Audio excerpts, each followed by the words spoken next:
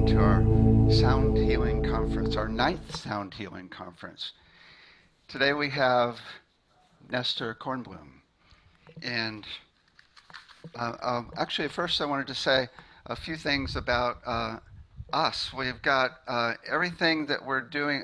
The Sound Healing Conference is being put on by the nonprofit Sound Healing Research Foundation. So this is a benefit. And you can find all the information at soundhealingcenter.com. So that's our information.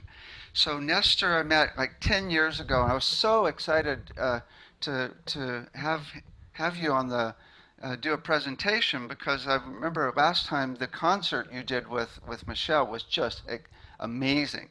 Nestor is a co-director of both the Spanish and International Associations of Sound Therapy, and author and facilitator. He's a master overtone singer and multi-instrumentalist, creating music for healing, meditation, and transformation. He offers sound healing trainings, workshops, and concerts worldwide. So what have you been up to lately? I just can't believe it's, did you say 10 years since we last met in San Francisco at the Globe Conference? Wow. Okay. I feel younger now than I did then. You look younger. But you see, this is the main thing about the healing power of sound, David, is that it does keep you well preserved. Thank you so much for inviting me to participate, and for those of you in the audience or in the public that are just joining, it really, David is working in the same field as myself. I admire his complete approach to the subject. I think maybe he's a bit more technical than I am, whereas I'm more in the musical doing of things. But I really appreciate and respect David Gibson's contribution to the whole field of sound healing. And it really is a pleasure for me to be here this evening. Well, it's evening here in Spain, and I'm delighted to be able to tell you that actually where I'm seated in this moment is inside our large sound dome that we created way back in 1997 for working with the healing power of sound, especially the voice and singing bowls and very subtle sounds are amplified in this acoustic space, which is literally an upside down singing bowl itself. Nice. I have one question before you yes, before David. we begin, before you do a little sound meditation. So the world is changing dramatically, and there seems to be a huge amount of funding that's starting to pour in from philanthropists. So if you had all the money in the world, what would you do with it to help the planet? Wow, that is really the multi-million-dollar question. I think sound gives me so much joy and daily healing. I think that above all is what I would want to share with the planet. So I would encourage not just musicians, because that creates separation. I would encourage centers in every single town and city. We are talking about if I had all the money in the world, so expense is no limitation. I would set up public centers where literally I would offer sound healing journeys, what many people call sound baths or gong baths. I don't like the word bath associated with sound somehow. But I would offer people the opportunity to experience the deep relaxation, deep joy, healing that sound can offer on a daily basis and for free. Just the joy of one's own voice, in fact, is the most important thing. No need for instruments, just voices. Perfect. Perfect. Okay. So, Having said that, I have here in front of me an instrument which is a monochord. This is in fact the same monochord that made the journey to San Francisco all those years ago. And so what I'd like to offer is an overtone singing journey. For those of you who have not seen or heard of overtone singing, which I happily recognize are fewer people each year, it is a very ancient technique of amplifying the pure tones within the voice, the rainbow colors that give every sound of a voice or every sound of an instrument its individual identity. And I'll be speaking about that after the meditation.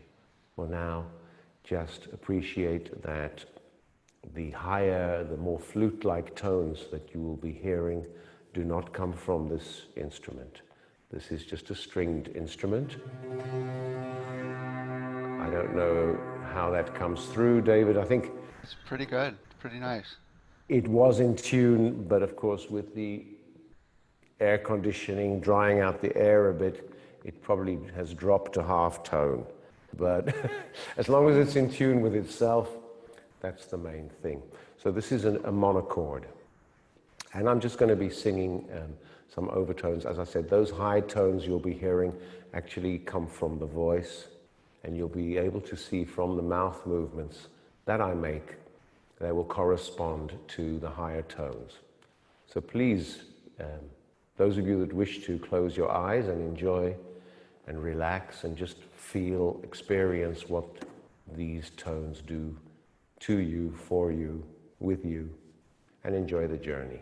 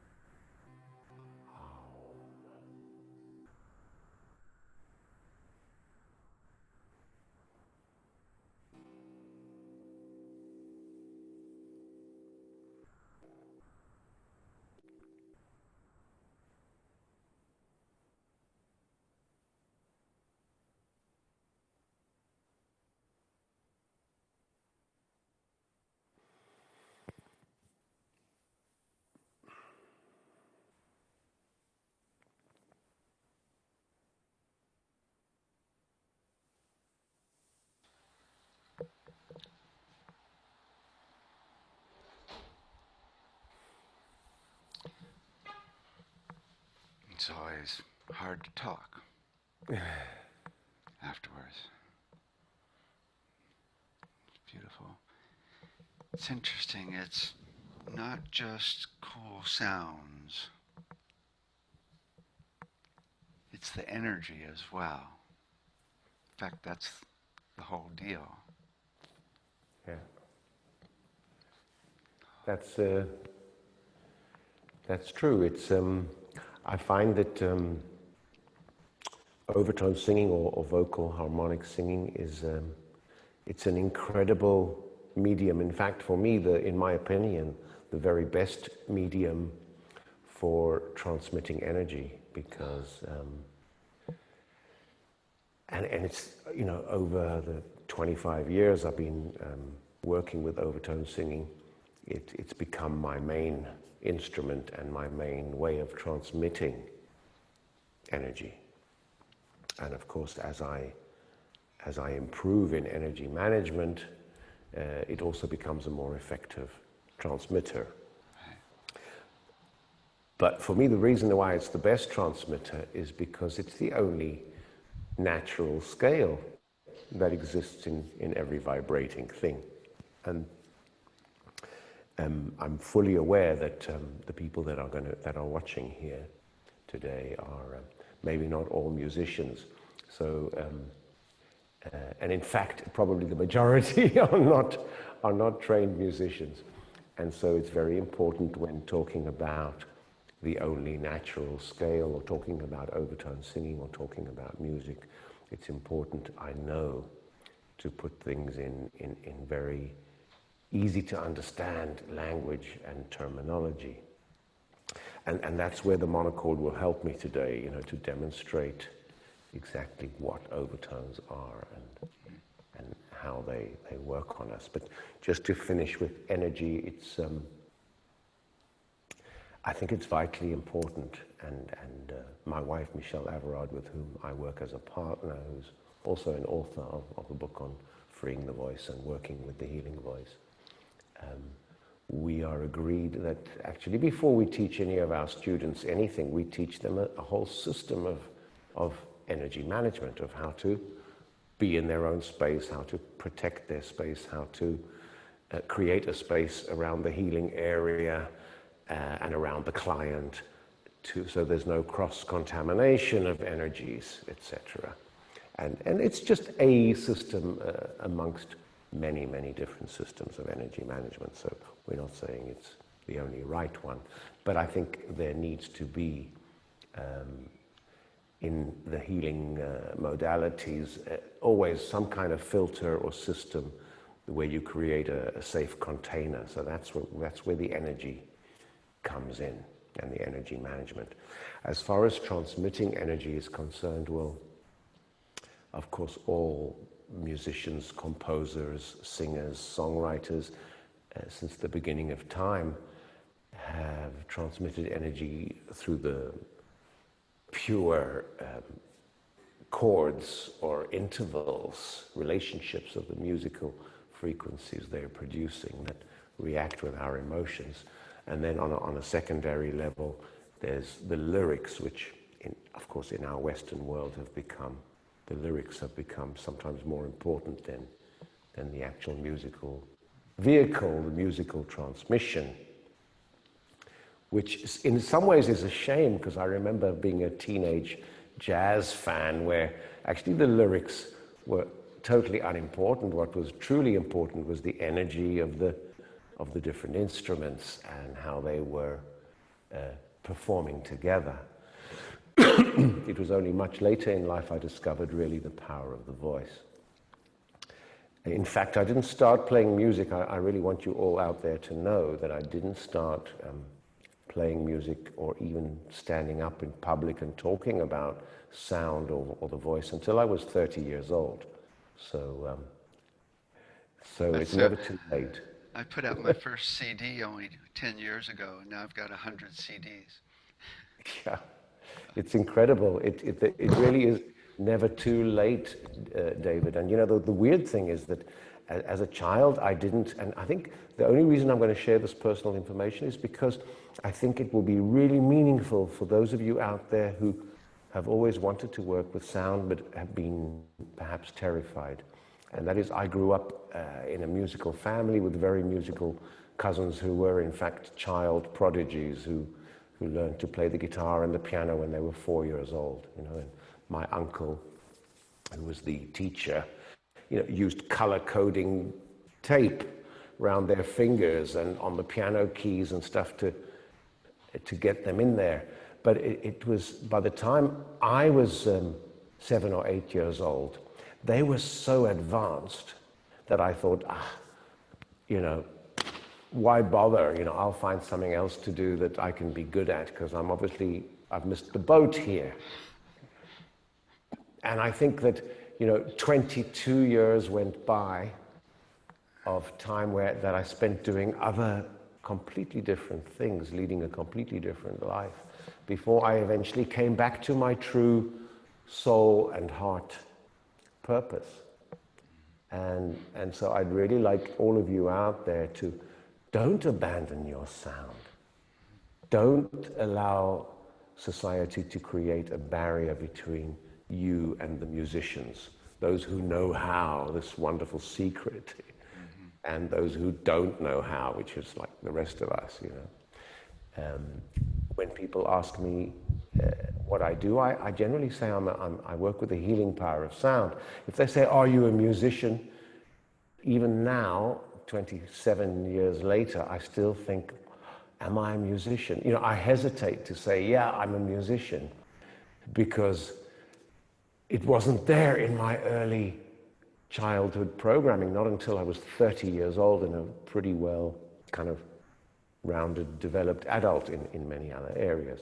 So this is a whole new growth, a whole new Nestor that has developed in those last few years.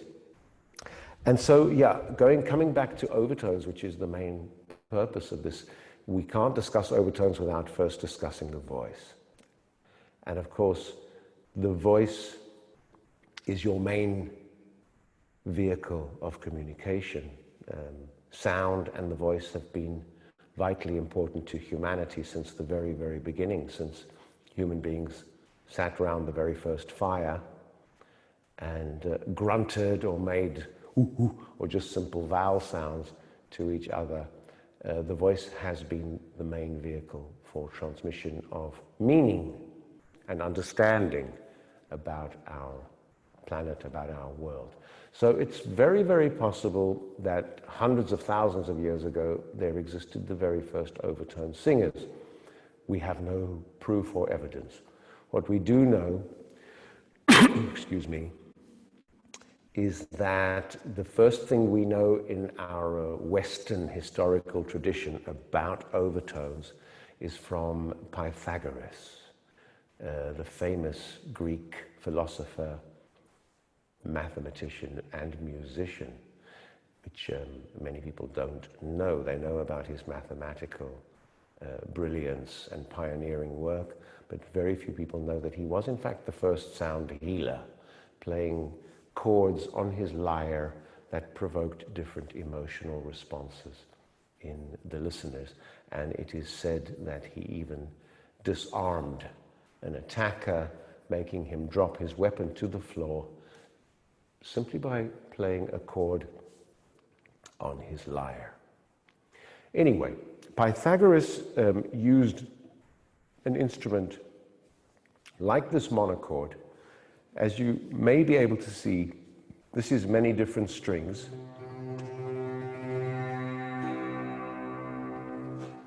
In this case, there are 27 strings on the monochord. But Pythagoras used a very long rectangular box, which was invented actually 5,000 or 6,000 years ago by the ancient Egyptians. And this box, or rectangular wooden box, had only a single string, just one string running from end to end. And what they would do is, using a tiny little bridge, a little wooden bridge. You can see here I'm holding up for you a triangular bridge. But this little bridge can fit underneath the string, and here it can divide the string into different ratios and proportions. Now, the ancient Egyptians used the monochord to actually find the harmonious measurements for the different temples, buildings, pyramids that they were constructing at the time. Of course, all physical matter is vibration. Every atom vibrates. So when you create measurement or create a physical structure like a temple, well, all the atoms and molecules of that structure are also vibrating, and they will in fact vibrate according to the same template that you build into the basic earth level construction of this temple, of this building, of this physical matter. So all physical matter has measurement, all physical matter has sound because it vibrates, and there are some measurements and sounds which sound and look to the human eye naturally far more harmonious than others. The reason for this is because we have an inbuilt overtone harmonic detector. We have inbuilt tools for assessing symmetry. And this is how we assess how if another human being is in fact good looking or well built or whatever, is because of the physical symmetry in the structure. It's not because we are making emotional, mental, psychological value judgments. It's that human beings literally have an inbuilt symmetry detector, both in their eyes and in their ears.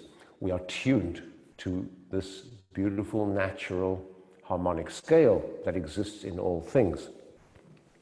So Pythagoras had his monochord 2,600 years ago, by the way. And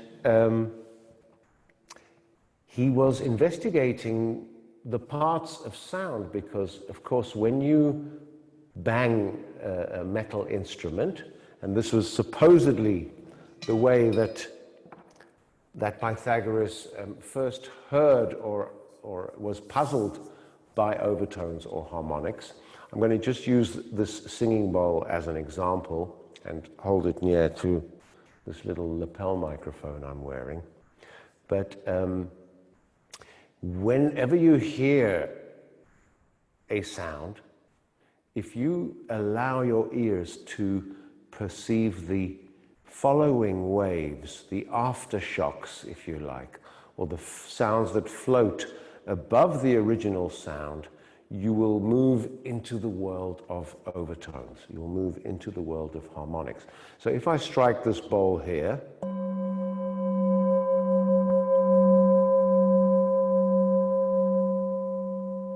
many of you might hear only the basic sound, which is this.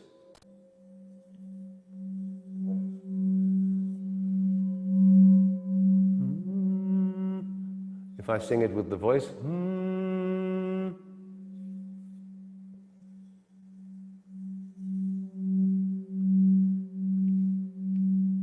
okay. But within that sound, you will begin to hear much higher sounds now.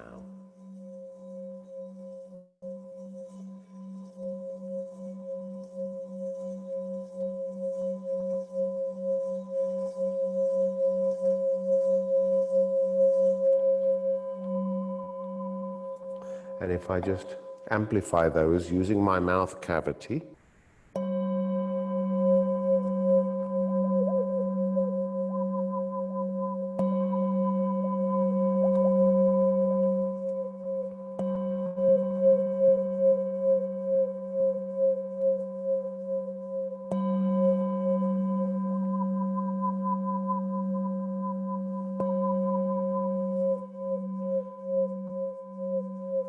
So I'm not sure exactly how much you're able to capture of this, but if it's enough We're hearing it that, quite well. pardon, David? We're hearing it quite well. Okay, Mhm. good. Well, actually, I don't see you, so for me, you disappeared. Okay, so as long as you can hear that loud, that's good. Overtones exist in all vibrating things. They are the way that sound naturally chooses to arrange itself. Anytime there's a big initial vibration, it will contain within it after vibrations. Now, if you are creating a simultaneous constant sound, then those vibrations will stabilize at certain levels above what we call the fundamental, the basic tone.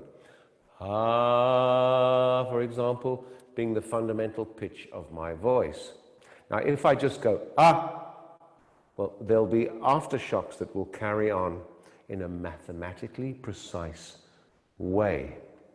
What Pythagoras was able to ascertain, what he was able to measure with his monochord, was that the parts of sound, or the ways in which sound chooses to arrange itself, being a design by the creator, by God, goddess, his, her, herself, in his, her wisdom, chose to create sound with a very, very arithmetical, basic mathematical structure that helps to restore balance, coherence, and harmony on all levels, not just of human beings, but on all beings, being the basic vibration or resonance of everything in the universe. So if we divide a string, and of course Pythagoras had his little triangular bridge, or maybe it was a flat bridge, we don't know, but we do know that he divided his string. And I think we could all agree that if you're going to divide a string, the first logical division of a string, I'm just going to put my white shirt down so you can see where that bridge is. You can see where that bridge is. And you can see that it divides the string into roughly 2 equal pieces, a half. So if I remove that bridge, and we listen to the fundamental pitch of that string.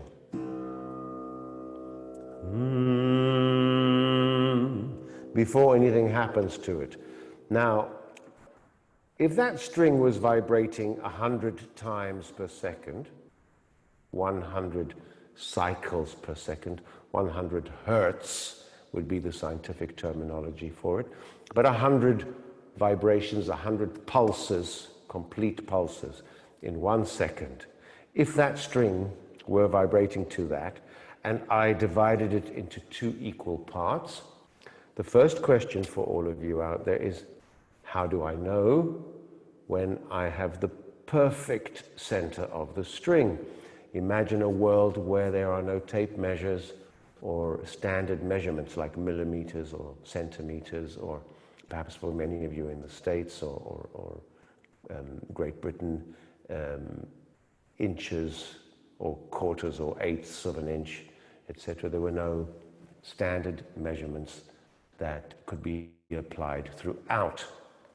So the only way Pythagoras could know that he reached the center of the string was how?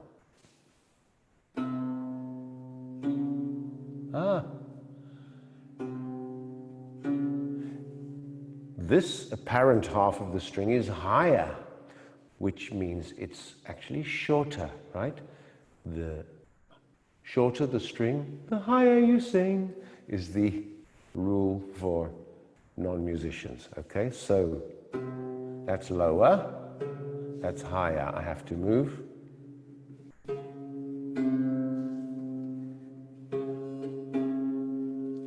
In such a way as to make the shorter string longer. I'm not going to bother with precise measurements here. Basically, the two sides of the string are the same. And what Pythagoras noticed was that each half of the string sounded exactly the same as the original whole string, but just a little higher. And here he made the most important discovery in all of sound, in all of music, in all of vibration. He discovered the law of the octave. The octave is any sound that is exactly double the frequency of any other sound. So if we took the whole string, the original string here from this bridge to this terminal here, that is the length of the string, and we already heard its original sound.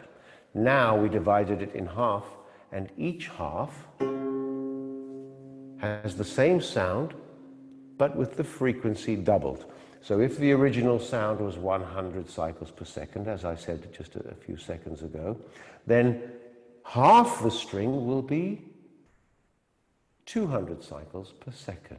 So immediately we have two pieces, or two units. Can you see? Here we have two units to one original unit, which is the basic original sound. 1 to 2 or 2 to 1. And this is where we get involved into mathematics, structure, relationship. We have here a 1 to 2 or a 2 to 1 relationship between the fundamental pitch of an instrument or a voice and its first overtone.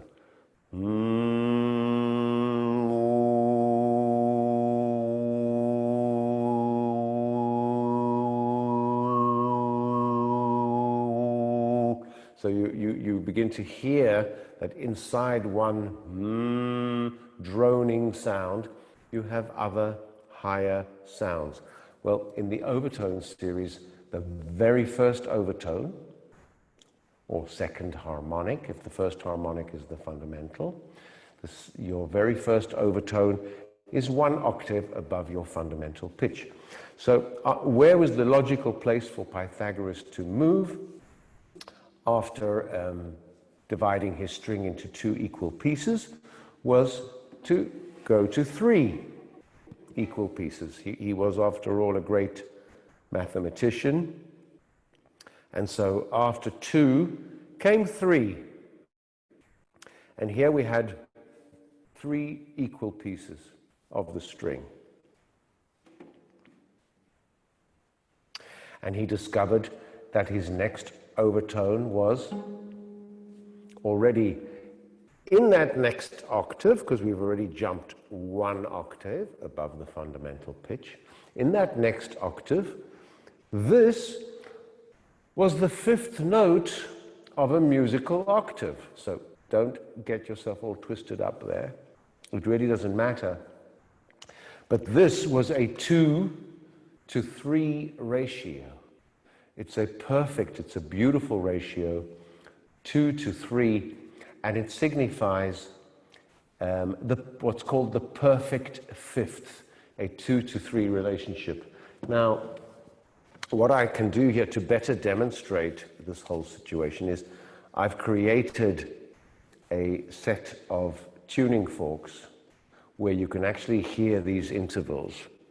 So these are the 16 harmonics, or the fundamental and 15 overtones of this fundamental pitch. Now, this fundamental pitch is what's amongst sound therapists is called the tone, or the frequency, and was calculated by a Swiss sound therapist mathematician, Hans Cousteau, many years ago, who took the Earth's revolution around the sun in 1 year, or the solar year, and he calculated how many seconds there were in a solar year and came out with a frequency in cycles per second for the year. So when you hear the Earth going round the sun, of course you can't hear it because it's very slow, and we can't hear 1 solar year. So if we were to speed it up by doing what Pythagoras did with his monochord. If we were to double it, half the string is each half double the frequency, then we would get the next harmonic, etc. And here they go up in frequency. And of course, I don't need to play it for you, and also I'm not quite sure how it's going to come out on this. Well, I'm going to give it a try. Of course, here is the frequency.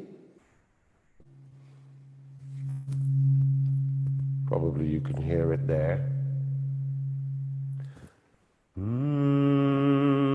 So if I use my voice now to imitate this frequency, to sing that frequency, these will be the resulting overtones. Now, these two I can't sing because somehow in the overtone series, these two kind of remain hidden inside the fundamental pitch of the voice. But from this harmonic here, number 4, 1, 2, 3, 4. By the way, that would be four divisions of the string. So if I were to now divide half of the string into another half, we would get half of a half, which would be number 4. Okay. Again, I said I didn't want to create mathematical stress amongst people. I'm aware that many people have huge blockages created by bad maths teachers who kept saying, but it's so easy. It's only easy if it's well explained. So this 4th harmonic, perhaps we can listen to it.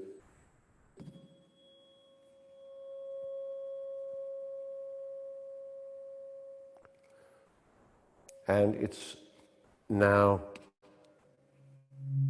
2 octaves above the fundamental. So if I sing that,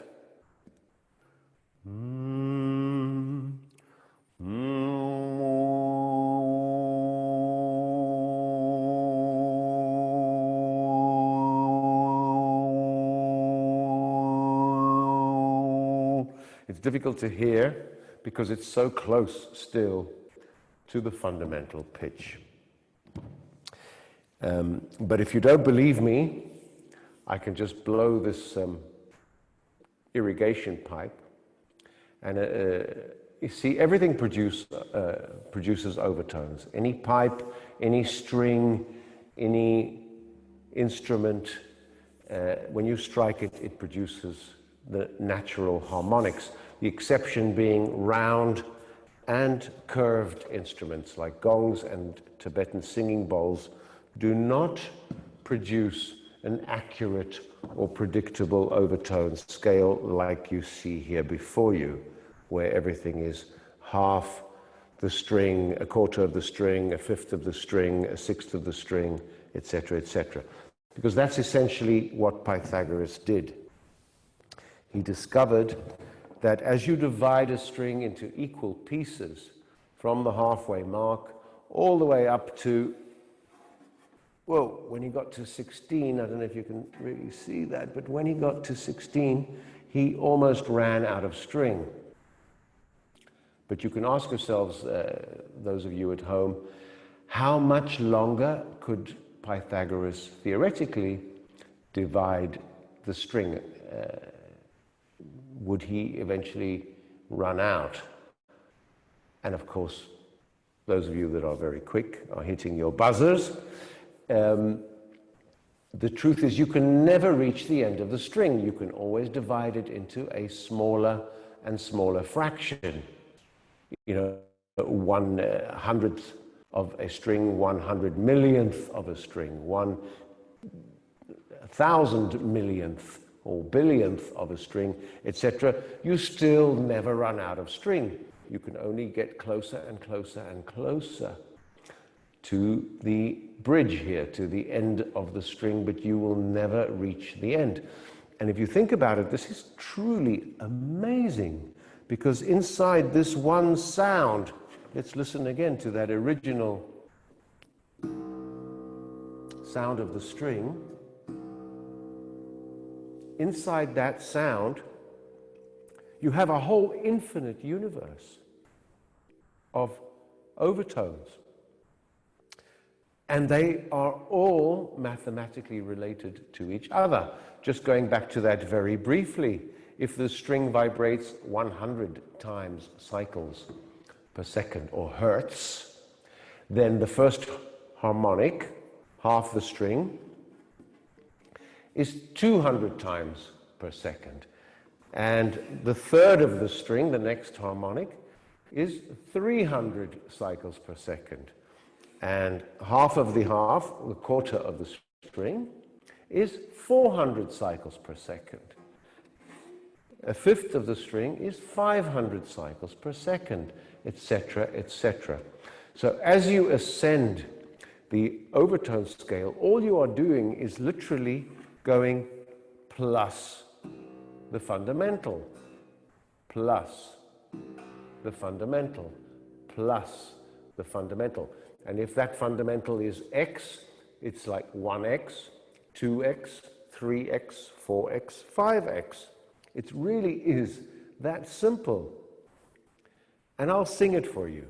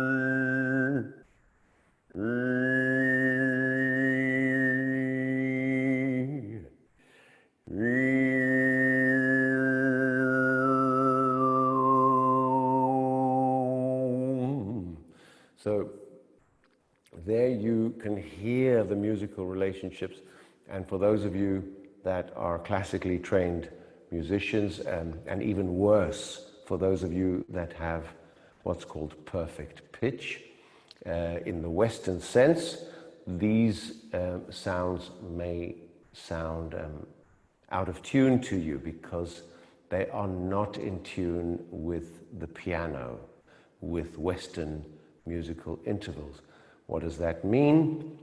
What it means is our Western musical instruments are out of tune. I'm very sorry to have to break this news to you, but actually it's true that the beautiful even-tempered scale that Johann Sebastian Bach introduced in 1692 with his well-tempered clavier, actually, although it lent enormous flexibility to a whole new epoch, shall we call it, of classical music, it opened up the whole world to orchestras of 100 musicians or more, to the combination of a huge number of musical instruments. This new equidistant tuning where all the notes on the piano are equally spaced from all the other notes. And it doesn't matter whether they're the white keys or the black keys, they are all semi-tones. They are not really the full tones of an octave, oct meaning 8. Nowadays we have 12 tones squeezed into the same space that 8 tones previously occupied. That's why octave for us is no longer 8, it's now 12 smaller tones. And so when you sing overtones, there are big jumps, like the first tone is a whole octave, and then the next tone, the first jump in the overtones is a whole octave, and then you jump to the fifth, and then to the next octave, and then here we get a major third and another perfect fifth. Incidentally, the perfect fifth does not exist on a piano.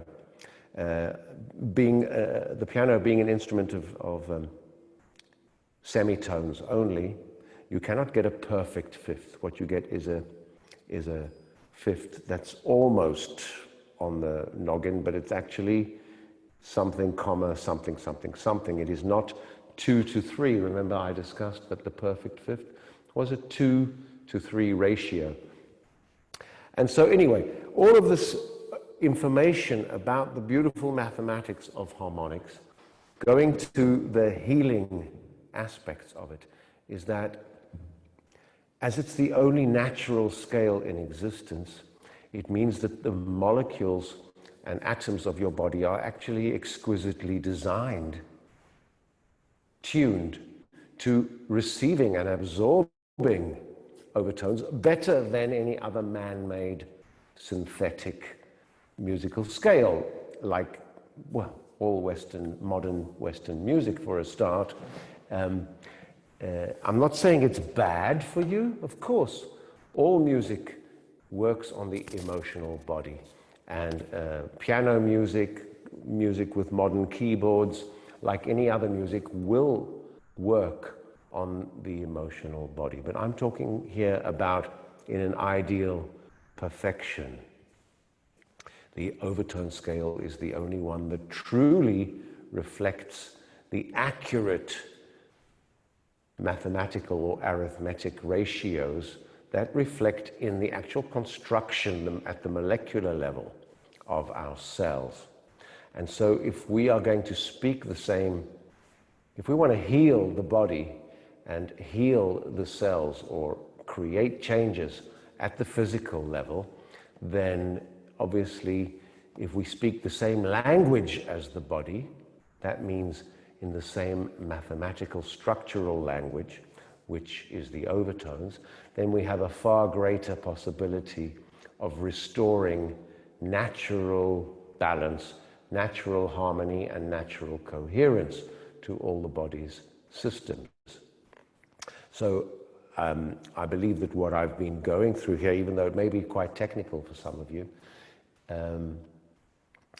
is that harmonics form the vibrational blueprint, the vibrational archetype for all other vibrating structures in the universe. And as we know that all matter vibrates, that means all particles vibrate. They will vibrate with a fundamental pitch and those secondary pitches which are harmonics, or one of the easiest and best definitions of harmonics are whole number multiples of the fundamental pitch. So if your fundamental pitch is 10 hertz or cycles per second, your harmonics will be 10 plus 10 plus 10 plus 10 plus 10, or 10, 20, 30, 40, 50, 60, 70. It really is that simple. However, I'm aware that very often when people hear overtones for the first time, and going back to what David said earlier, yes, you can transmit energy, and also, like any musical instrument, you can transmit emotions through the overtone singing, because there is a lot of overtone singing out there on social media, YouTube, and other platforms, musical platforms, that serve only a folkloric or a musical purpose. It, of course, has a lot to do with what you do with your harmonics, how you transmit them. For me, it's kind of quite frivolous just to use overtones to make musical melodies, as many, many singers are doing in the modern world. They say, oh, wow, what a wonderful technique.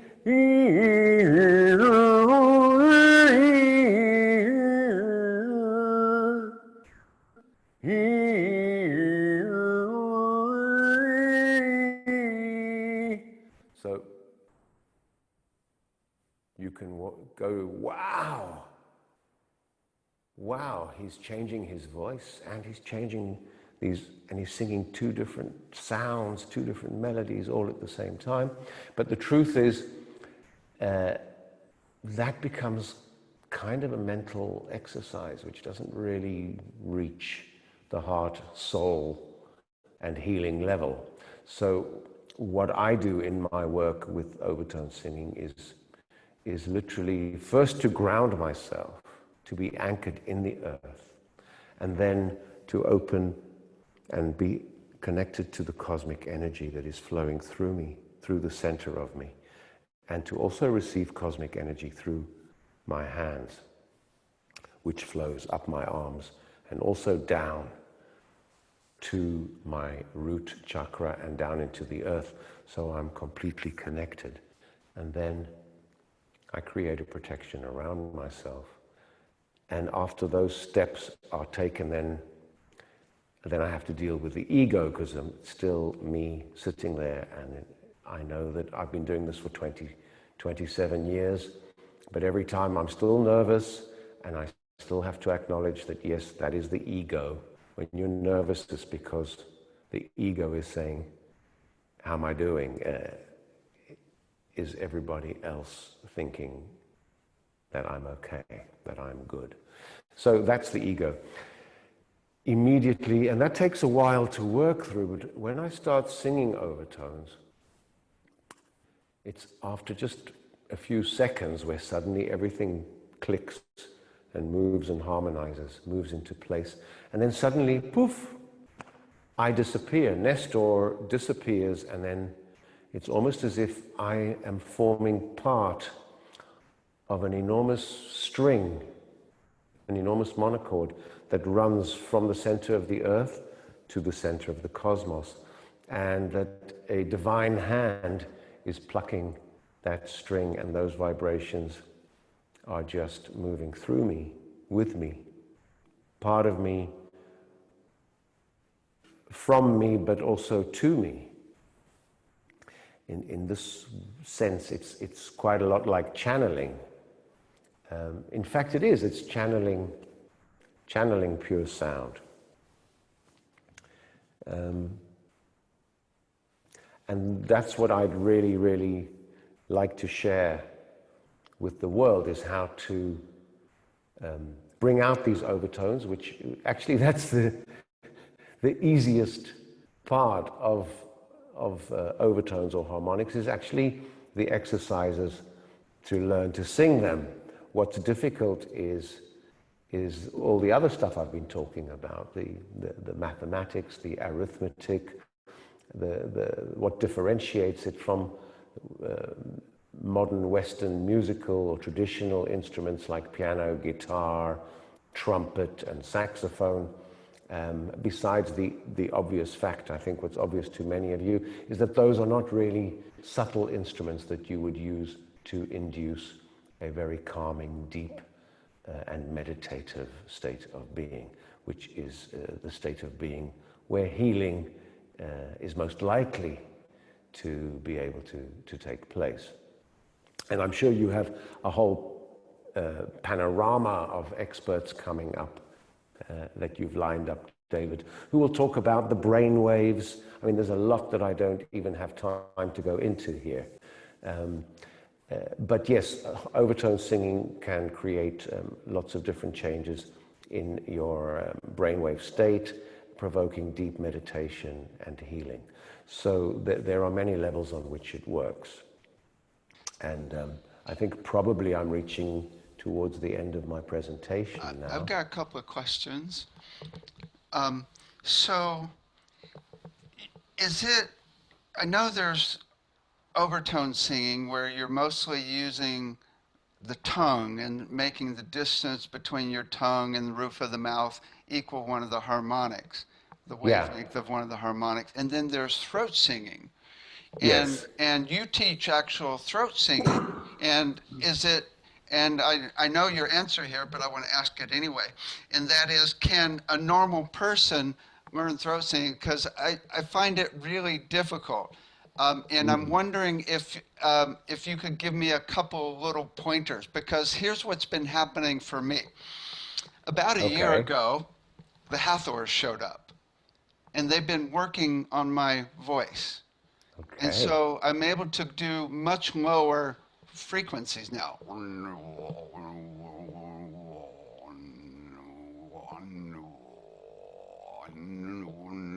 But and sometimes I can get rarely I can do overtone singing, right? But I rarely the throat singing happens, but I can't get it to happen on my own. Okay. Right? So Okay. it can be done, you're saying, right? With just a normal It person. can be done. Sure, it can be done, Uh-huh. David. My 25-year-old daughter, who is a wonderful shamanic ancestral voice singer, she recently got her deep voice. And I'm aware, I can hear that you have a higher fundamental voice than I do.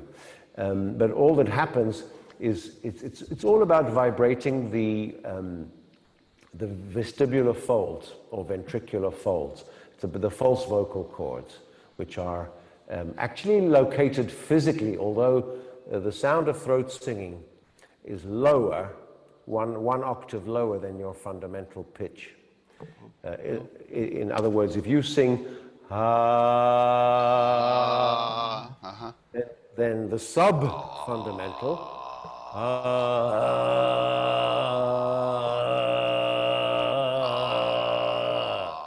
and you hear what's actually happening is two fundamental pitches. My voice, my vocal cords continue, but what happens is my false vocal cords also begin to flap.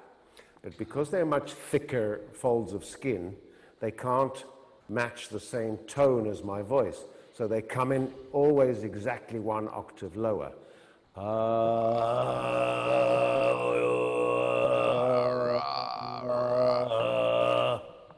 And so it's kind of like pulling your throat lining inwards, but still in a relaxed voice.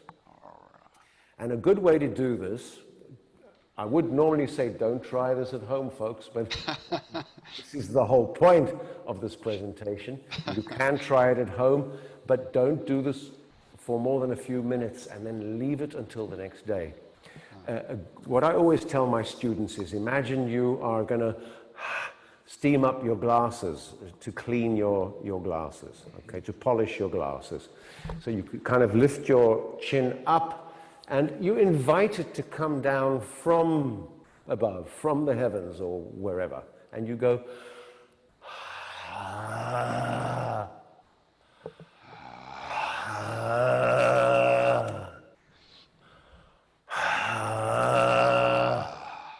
so it's like an aspirated H, like a Hathor sound, but also kind of like you are on your way to an audition for The Exorcist. Okay, for With like a angels horror all movie. around.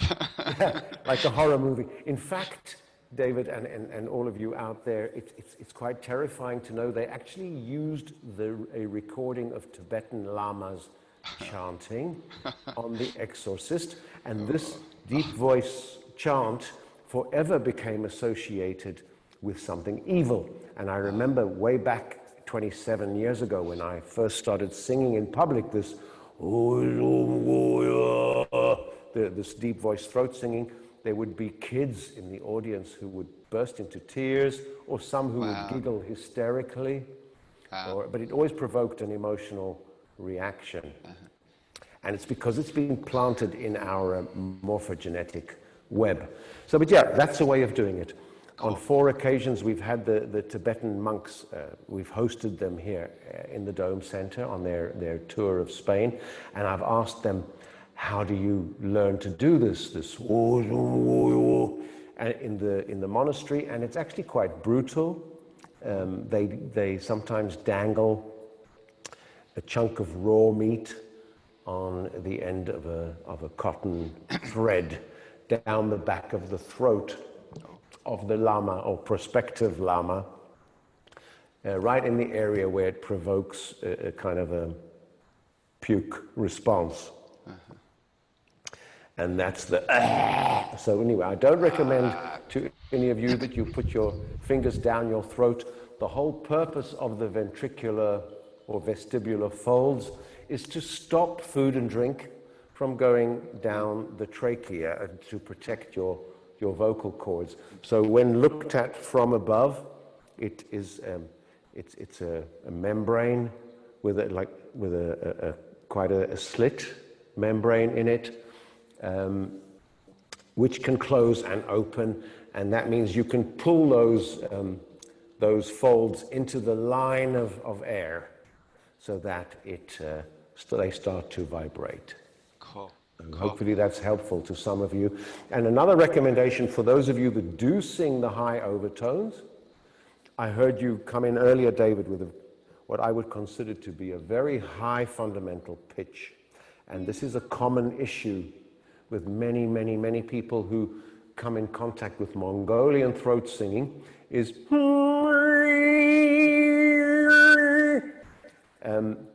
I encourage my students to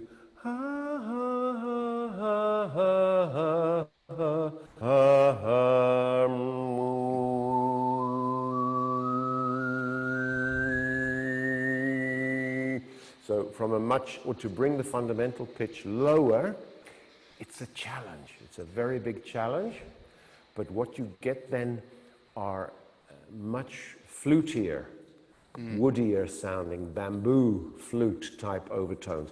Instead of getting these very, very high pitched, penetrating harmonics, which are not really, to be honest, if we all think about it, it's really not that relaxing. Mm-hmm. And also in a one-on-one sound treatment, if I were to take my patient laying out here on the massage bed or therapy bed, for example, and I went, okay, I'm going to sing some overtones to you, just relax. I mean, it's like they're going to go, okay, I'm out of here, I'm running. But if I go, right down, and I go,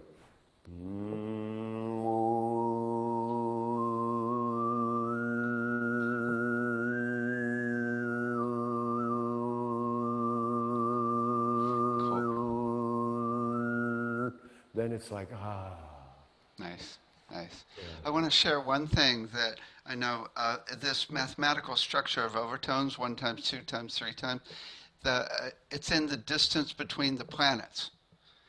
The fundamental is the Sun to Mercury, and then Mercury to Venus is 2 times, Venus to Earth is 3 times, and Earth to the asteroid belts 4, and so forth. It's totally in the solar system. And in the distance of electron shells, Fabian Mamon says it's in the auras. And, and also Michio Kaku says that mathematical structure is exactly in the string theory. There's harmonics in string theory as well. And I would bet, although no one's ever said this, that the actual chakras go up based on the harmonics, because that's the way God does sound and vibration, right? It would make a lot more sense than C, D, E, F, G, A, B, C. Totally, huh? Or even this sacred solfeggio, dare I risk upsetting thousands of people out there. For it. I mean, this has become the new gospel, is this sacred solfeggio system. And when I talk about gospels, I mean that the gospels were written 40 years after Jesus died. And I don't know how accurate a rumor is even a few days later, but 40 years later. So when people say, hey, this is the gospel truth, it means it's been wildly twisted and exaggerated. Yeah. Well, a lot of people don't realize that the solfeggio frequencies are actually discovered 30 years ago by Joseph Paleo by doing numerology on the Bible. They aren't ancient. Although I have to tell you one thing really funny. One of the psychic I was working with, I was talking to him about one of the solfeggios, 852, and I said, yeah, they're not ancient. And he says, let me check in. And he goes, oh my God, oh my God. And he says, oh my God, 852 created the universe. And I'm like, well, maybe they are ancient. Who Well, knows? Who knows, right? this is the thing. I mean, I've worked with these frequencies as tuning forks and in other ways, and they are not harmonic. I cannot Right. find or bring myself to be able to work with them because for me, the most healing aspect of sound is not so much the single frequencies, but the intervals. It's when you have two frequencies that create a relationship between them. I know I recently came across, or that was shared with me by many people, a video about experiments that were done to imitating a little bit what Fabien Maman did many years ago, was to explode cancer cells with sound. And apparently they tried in an electronic generator, and they tried thousands, hundreds of thousands of different frequencies during months. And eventually they discovered that it was only when there were two sounds simultaneously Right. that they could have a result, a clear result every time. And in fact, it was the 11th, it was the fundamental and the Right. 11th harmonic sounding at the same time that actually exploded or caused these leukemia and cancer cells to explode. Yeah, yeah, Now, that's it. the 11th harmonic during the Inquisition of the popes, which lasted 300 years, the 11th harmonic creates an interval called tritone, or the augmented fourth, which as a musician you know about, but many people don't. But it was called by a certain pope the tone of the devil. And it's if you sing a C and an F sharp. Now, as you sing up the natural harmonic scale, this tone automatically appears, which means it's part of creation. Right. Right. But it produces what an objective observer or listener would consider not very harmonious sounding interval. An interval that produces tension. Right. And that it's exactly that tension that explodes the cancer. You know, So, I've got a theory that actually, if we were to find the, let me backtrack. Anthony Holland, who did this research that you're talking about, he actually only was able to explode 40 to 60% of the cancer cells in Right. his research. And I believe that if we were to find the actual harmonic structure of all the frequencies, maybe it's, even 30 harmonics of the cancer, and map Yeah. it to it perfectly, I bet we could destroy 100% of the cancer cells. I'm sure, and while I am not the person who has even the time to do that Yeah, research, it's only like gazillion combinations.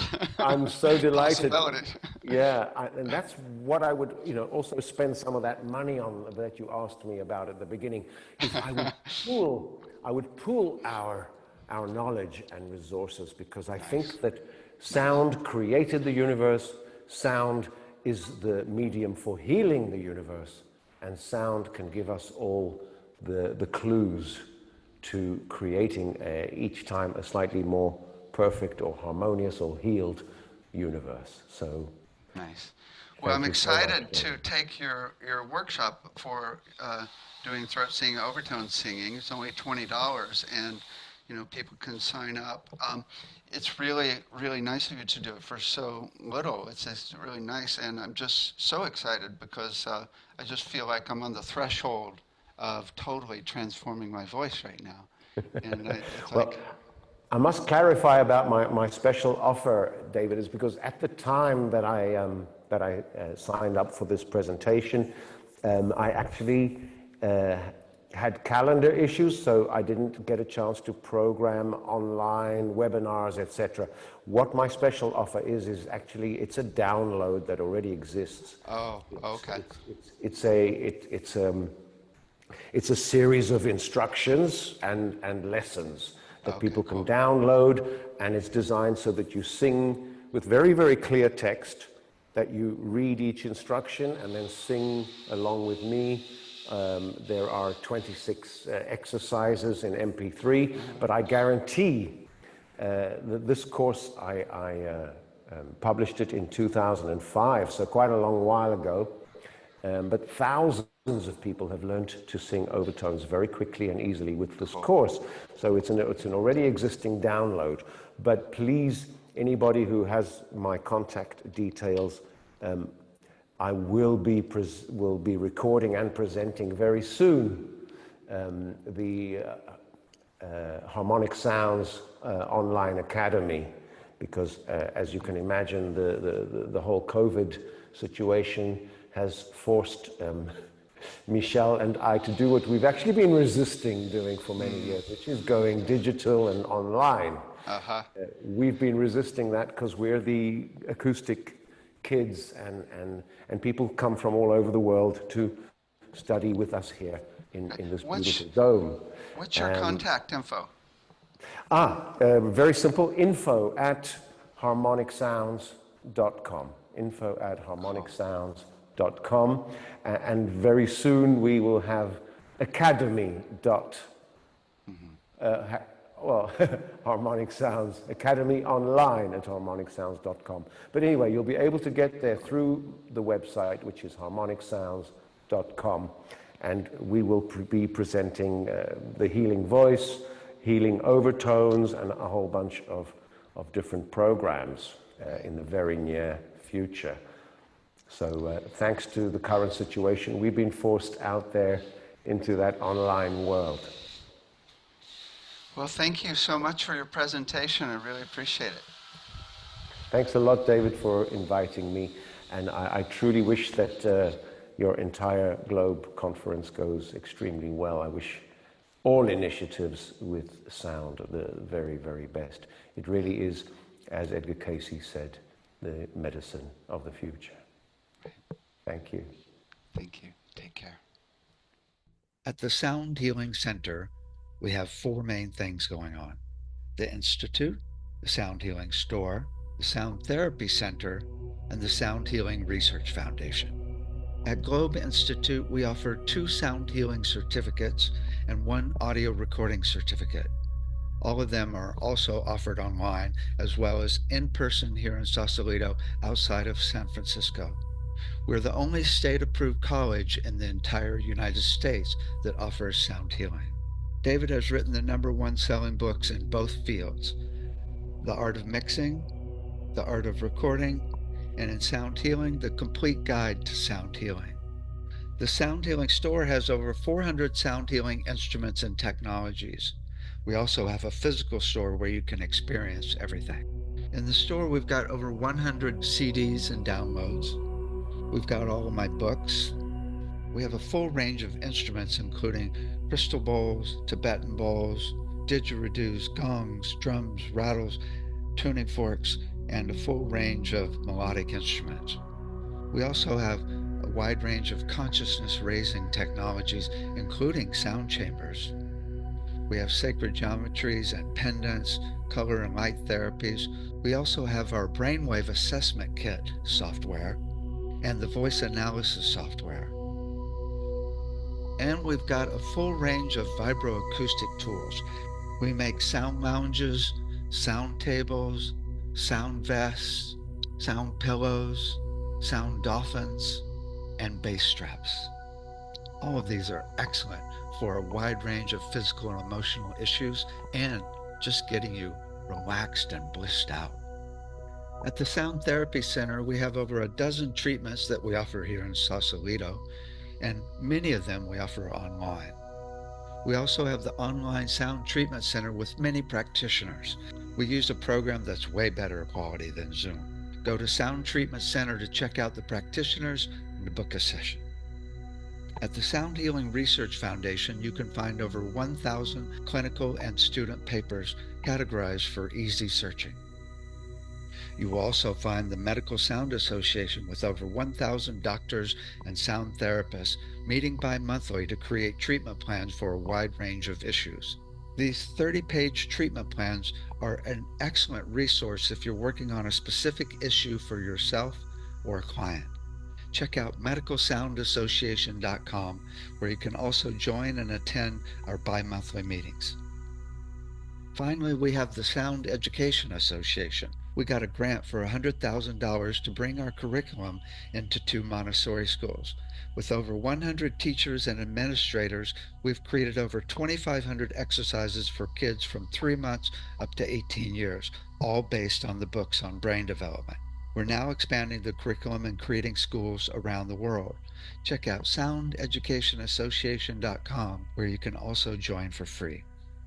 You can find everything at soundhealingcenter.com. You can also email us at david@soundhealingcenter.com or call 415 777 2486.